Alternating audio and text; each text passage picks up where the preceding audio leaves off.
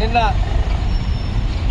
మా మిత్రుడు కళాకారుడు తెలంగాణ ధూమ్ధాంలో ఎన్నో కార్యక్రమాలు చేసి తెలంగాణ విద్యావంతుల వేదికలో మరి బెల్లంపల్లి నుండి సమ్మన్నను పిలిచి ఎన్నో కార్యక్రమాల్లో అన్నతోనే కలిసి చేసిన మరి ఆ జ్ఞాపకాలు అట్లాగనే ఈ ఉమ్మడి జిల్లాలో ప్రతి కళాకారుడితో అనుబంధం ఉన్నది. సమ్మన్నకు నిన్న యాక్సిడెంట్లో చనిపోవడం జరిగింది. సమ్మన్నకు ఉమ్మడి జిల్లా మరి మంచిర్యాల జిల్లా తరఫున అన్నకు ఈ యొక్క శ్రద్ధాంజలిని ఘటిస్తున్నాము. అట్లానే సమ్మన్న చేసినటువంటి ఎన్నో కార్యక్రమాలు గుర్తుకొస్తున్నాయి. మరి వారికి ఘన నివాళులు అర్పిస్తూ వాళ్ళ కుటుంబ సభ్యులకు ప్రగాఢ సానుభూతిని తెలియజేస్తున్నాం.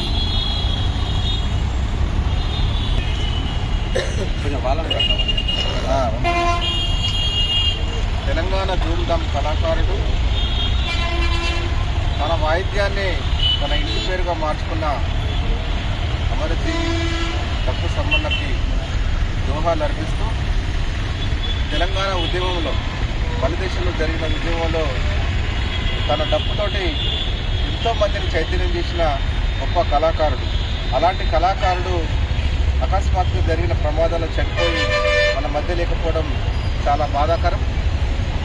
ఆయన ఏదైతే కళలు కన్నాడో, ఆయన ఏదైతే ఆశయాలు ప్రజల్ని మేల్కొల్చేందుకు తన డప్పును నిరంతరం మోగించిందో ఆ డప్పు ఇప్పుడు మోగబోయింది. అయినా కూడా తన ఆశయాల్ని మా కళాకారులందరూ గుర్తుంచుకొని తన ఆశల్ని సజీవంగా ఉంచేందుకు ఎప్పుడు నిరంతరం ప్రజాహితం కోసం పనిచేస్తూనే ఉంటాం.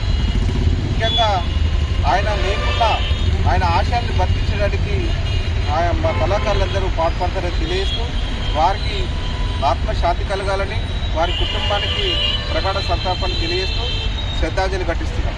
జోహార్ సమ్మన్న, జోహార్ డప్పు సమ్మన్న, జోహార్ డప్పు సమ్మన్న.